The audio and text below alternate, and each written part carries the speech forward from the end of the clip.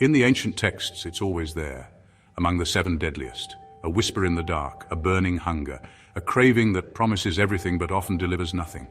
In mythology, it is represented by Asmodeus. We know it by a single loaded word, lust. But in our hyperconnected, hyperstimulated world, has this age-old human struggle become something far more dangerous than ever before? Are its tendrils woven so deeply into the fabric of our modern existence that they're hidden in plain sight, subtly guiding us down a path of distraction, emptiness, and spiritual decay? For millennia, spiritual traditions across the globe have sounded the alarm against the unbridled nature of desire. But what is lust, truly? Is it merely a physical craving, or something deeper, more insidious, with profound implications for our well-being and the very core of who we are? Let's strip away the assumptions and define what we mean by lust, especially from perspectives deeply rooted in spiritual and theological understanding. In many traditions, particularly Catholic theology, lust is understood as a disordered desire for sexual pleasure. What does disordered truly mean here? It means that the desire for pleasure is sought for its own sake, detached from its rightful context and purpose. Think of it this way. Healthy sexual desire within its intended design is a powerful, beautiful force. It's meant for procreation within the sacred bond of marriage, fostering genuine, selfless love and deep intimacy between partners. It's a force for connection, for profound vulnerability, and for the continuation of life itself. But lust? Lust takes this powerful good desire and wrenches it from these natural life-giving purposes. It reduces another person, or even our own bodies, to mere objects for personal gratification. It's vital to grasp this distinction. Lust is not the same as healthy attraction, nor is it merely the experience of temptation. Temptation in itself is not a sin, it's an invitation to choose. It's when we yield to that temptation, when we dwell on and actively cultivate the disordered desire, when we let it consume our thoughts, that's when it transforms into lust. It becomes a craving that's relentlessly self-serving, turning inward on personal gratification rather than outward towards loving connection. It seeks to take rather than to give. In our contemporary landscape, one of the most pervasive triggers for lust and a significant amplifier of its dangers is content designed for instant gratification. While some might view this content simply as entertainment, it is much more than that. It can become a profound source of harm, leading to deeply unhealthy behaviors and thought patterns that echo the very definition of sin. Such content, often horrifyingly accessible at any hour, trains the brain to seek immediate, intense pleasure. This constant, on-demand stimulation can lead to a dangerous desensitization, where real-world relationships, with their complexities and slower rhythms, begin to feel less exciting, less fulfilling. It contributes to the development of deeply ingrained habits that eerily mimic addiction, where the brain becomes rewired to crave ever-increasing levels of stimulation. It's a chase that can never truly be won. The negative impacts on real-world relationships can be devastating. This kind of consumption can relentlessly erode trust, foster unrealistic expectations of intimacy, and create a chilling sense of emotional and physical distance between partners. When one partner is consumed by this kind of content, the genuine connection, the raw vulnerability, the shared presence that are the bedrock of healthy relationships can crumble into dust. It can leave individuals with a profound, aching loneliness even when surrounded by others, because authentic connection has been replaced by a shallow digital substitute. Or some may call it a modern-day demon. The very concept of mutual respect and consent, while foundational, often gets blurred in these online spaces, leading to distorted views of what healthy interaction truly looks like in the real world. Lust, like a single deceptive thread, rarely exists in isolation. It's a powerful gateway, a corrosive force that can weaken our spiritual foundations and lead to a cascading series of other destructive behaviors. In many spiritual traditions, one of the most direct and serious consequences of unbridled lust is adultery. Adultery, the act of marital infidelity, is considered a grave offense in various spiritual and ethical frameworks, and in some contexts, a mortal sin. It represents a profound betrayal of sacred vows, shattering the trust that forms the bedrock of a committed relationship. Lust often fuels this betrayal, leading individuals to prioritize fleeting gratification, a selfish moment of pleasure, over their deepest commitments, their integrity, and the enduring well-being of their loved ones. It leaves behind a trail of pain and shattered bonds. But how do we resist this powerful consuming current? The answer lies in cultivating virtue. One of the most potent virtues in overcoming lust is chastity. And let's be clear, chastity is not merely abstinence, it's a positive, empowering virtue that involves the successful integration of our sexuality within our whole person, always respecting the profound dignity of ourselves and others. It means aligning our powerful desires with love, with respect, and with a divine plan for human sexuality. It's about self-mastery, about cultivating inner freedom, and channeling our immense sexual energy towards genuine life-giving purposes, whether within the sanctity of marriage or in a consecrated celibate life. It fosters a genuine love where the other person is cherished for who they truly are, not for what they can provide, a virtue that many have forgotten in modern times. The corrosive impact of lust extends far beyond the individual, creating ripples that disturb and often devastate our most cherished interpersonal relationships, especially within the sacred bond of marriage. Marriage ideally is a covenant built on mutual love, unwavering respect, enduring fidelity, and selfless giving. Lust, by its very nature, is inherently self-serving. It seeks to take, to consume, to possess, rather than to give freely and lovingly. When lust takes root in a relationship, it relentlessly erodes the very foundations of trust. Infidelity, fueled by lust, is a profound betrayal that can unleash immense pain, deep-seated resentment, and the heartbreaking breakdown of what was once a deeply cherished connection. It leaves behind a trail of broken hearts and shattered dreams. The focus shifts from shared growth and authentic intimacy to individual gratification, creating an agonizing distance where true closeness and vulnerability should exist.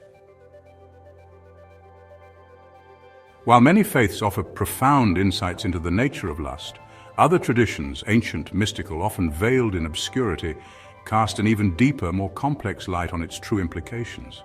They reveal dangers that transcend the purely moral or psychological, delving into the very fabric of our energetic being. Consider the wisdom of Gnostic traditions. Though incredibly diverse, a core thread runs through them: the view that the material world itself, including our physical bodies and their desires, might be flawed, an illusion, or even a kind of spiritual prison. For many Gnostics, true liberation, true freedom came through gnosis, a profound, intuitive spiritual knowledge. In this framework, uncontrolled carnal desires like lust were seen as chains.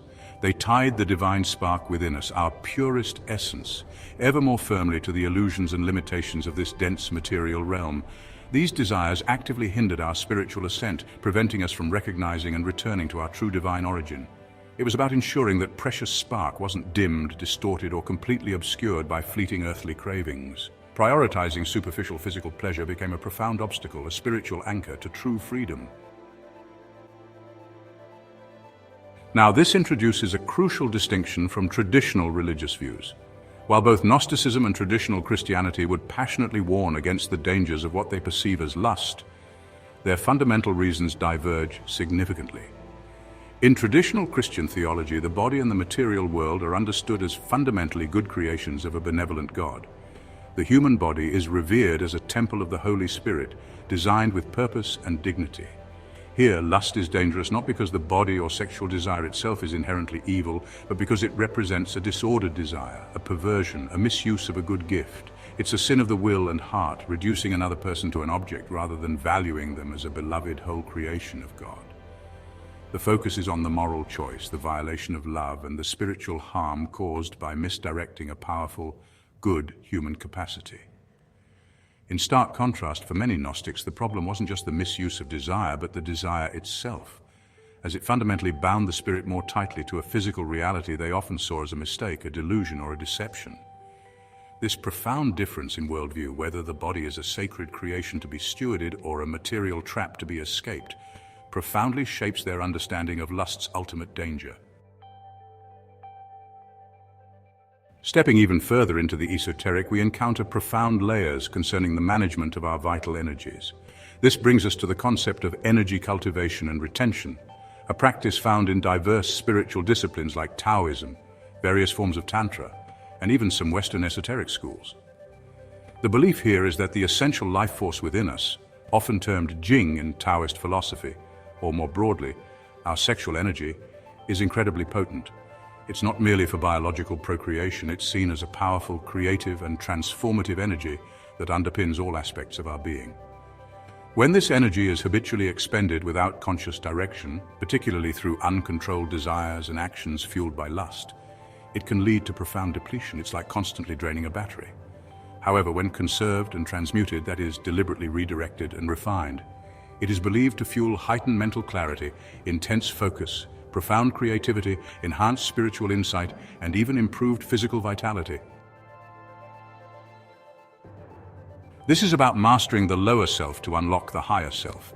It's about channeling raw, primal power, not for fleeting gratification, but for elevated purposes. Explosive artistic expression, profound intellectual pursuits, accelerated spiritual development, and deep, truly meaningful connection.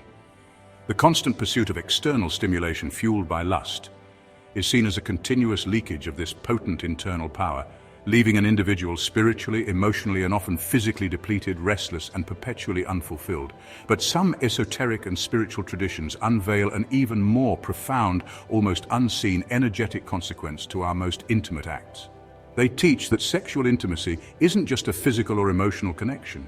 It's a powerful exchange of subtle energies. It's believed that during these profound moments, we don't just share our own personal energy, but we can also absorb the energetic imprints or energetic signatures of our partners. So this concept suggests that if a partner carries unresolved emotional baggage, negative patterns, or a lower energetic vibration from their past experiences, those imprints can, be subtly transferred to us. And chillingly, not just from them, but potentially from everyone else they have intimately connected with, creating a subtle, often unseen, continuous chain of energetic entanglement. Imagine an intricate, almost psychic web, where each intimate act adds another thread, carrying not just a connection to one person, but also echoes and residual energies from their entire energetic history. This is seen as a form of energetic contamination, where your own vibrant, clear energy field can become muddied, weighed down, or even negatively influenced by these accumulated imprints. It's believed this can manifest as emotional confusion, persistent negative patterns, difficulty forming healthy new connections, or a general feeling of spiritual heaviness that's, hard to shake. It's another powerful, often overlooked reason why disordered desire, unchecked and unexamined, can have far-reaching consequences beyond the physical realm, impacting our very energetic blueprint and spiritual well-being. Now let's confront our modern world with all these ancient and esoteric insights in mind. More than ever before, we are relentlessly bombarded with messages that seem to normalize almost everything sexual, often draped in the language of freedom and personal choice. From overt, in-your-face advertising to subtle social media trends, a pervasive sexualization has become mainstream, subtly but powerfully shaping our perceptions and expectations.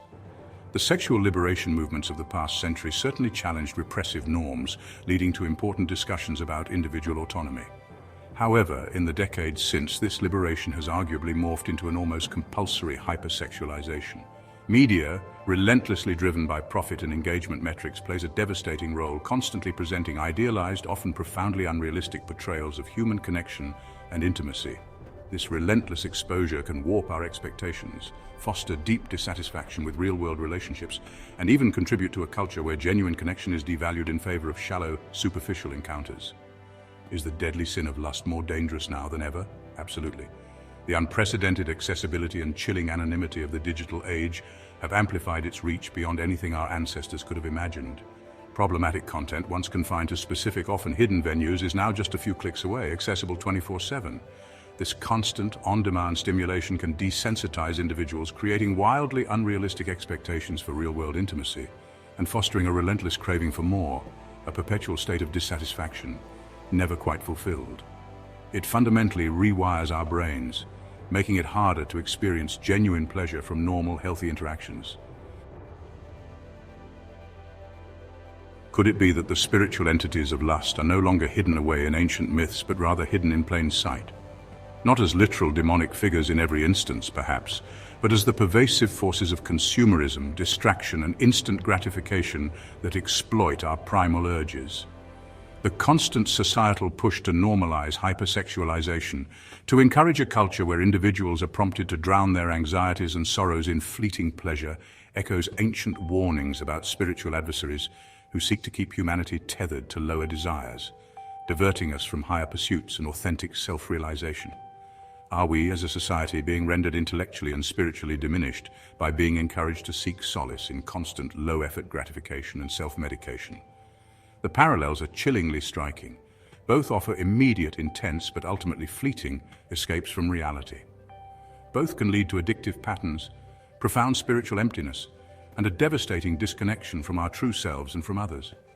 They short-circuit the natural reward systems of the brain, making it increasingly difficult to find joy, meaning, and fulfillment in genuine connection, authentic personal growth, and deeper spiritual endeavors. It's a numbing of the spirit, a dulling of the soul. The path away from this shadow of unchecked desire isn't easy. It demands courage, unflinching self-awareness, and a conscious, deliberate decision to reclaim our energy, our focus, and our spiritual core.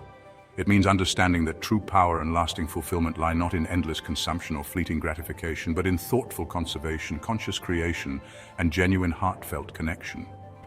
For those grappling with the overwhelming pull of disordered desire, whether it's through the pervasive influence of problematic content or other sources, there is immense, tangible hope. The journey begins with seeking forgiveness, acknowledging the struggle with honesty, and committing to a path of profound change. This spiritual act of confession, whether through deeply personal reflection or with compassionate spiritual guidance, can be incredibly liberating, washing away the burden of shame. Actively striving for spiritual growth is paramount. This means consciously cultivating virtues that directly counter the effects of lust. Chastity, as we discussed, is key not as a repressive force, but as an empowering one that allows us to integrate our powerful sexual energy respectfully, lovingly, and with purpose.